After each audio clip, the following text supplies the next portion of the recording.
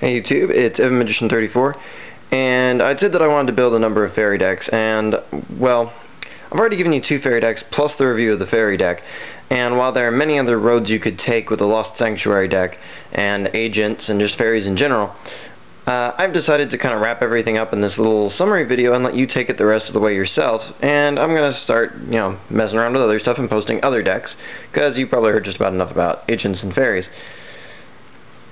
Another route you could take, Arc Lord Christia. You can run 2 of him now. He's currently semi-limited. He's awesome. Focusing decks around this guy can definitely be super rewarding, and he's even an 8-star, which makes him trade-inable, which is not bad. And you can use Valhalla to summon him. Meanwhile, another route that people have taken is Dark Lord Desire, and if you actually have the other Dark Lord monsters, they can work too. But this guy's awesome. He doesn't special summon a Valhalla, but that's his only drawback, and he can blow away pretty much anything because he's kind of like a Dark End Dragon. And we haven't even mentioned possibilities for Splendid Venus. It's another option for trading in, just like Christia, and it also plays well with Valhalla and Athena, and can also play well with Bountiful Artemis, who's another way to take fairies, but that's kind of counter fairies, so I won't be covering that right now. But a card worth mentioning from the deck. And then these 3 cards all kind of go together. Athena, Hecatrice, and Valhalla.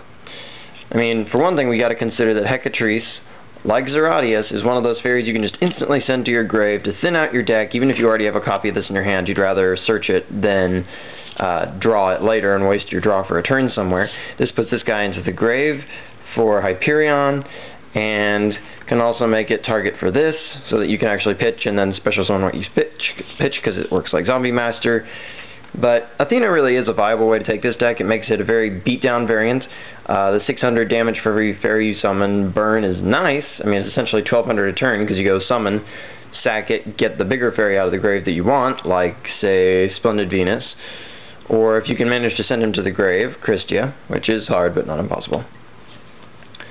Things like that. You can rack up a lot of damage very quickly, get a lot of utility on the field. It helps Artemis stay happy, which is good with this. The only drawback to Athena really is that she's 7 stars, and you kind of have to have Valhalla. Running Zeratius and Hecatrice to do Valhalla and Sanctuary takes up a lot of room in your deck. It means you run out of space for other utility cards very quickly. But the benefit is it gives you a lot of consistency and stuff to your grave, and heck, Hyperion doesn't even necessarily even need the agents, because you can still Valhalla him. But obviously Earth is really good, and so is Sanctuary. Another route that people have taken with this deck is Herald of Perfection. Plenty of ways to spin this, and he loves having lots of fairies in your hand.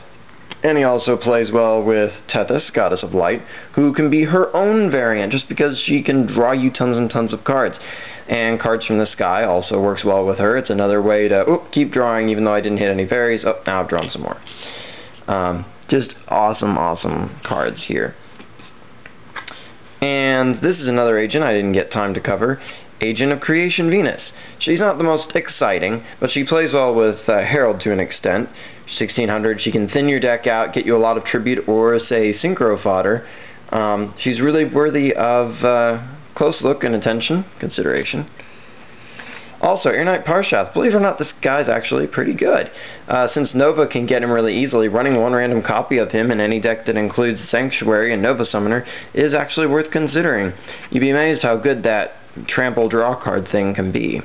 And yeah, he's 1900, but you still have Honest, who's easily searchable, and can be retrieved via Jupiter and stuff like that. And another card that I didn't take much time to talk about is Victoria, who really could be splash, main deck, or at least side deck in almost any fairy variant. Just because, well, she's a light fairy, she's got decent attack. Yeah, you can't Nova or Shining Angel her, but that's like her only drawback, really. The fact that she can just basically steal most of the synchros that you're liable to see right out of your opponent's graveyard, since they'll be dragons, things like Stardust, at least Black Rose, things of that nature. Awesome for her to steal, and you can create some very quick advantage, and the fact that she shields your other fairies from attacks can be handy. She and Athena get along pretty well too. So my whole point for this video is there are lots of ways you can take fairies, not just the ways I've shown you. Sky's pretty much the limit on this deck. It's very flexible, very powerful in most of its incarnations, and, well, basically I just didn't want to make a billion videos for each of these ideas. That's where you come in, and that's your job.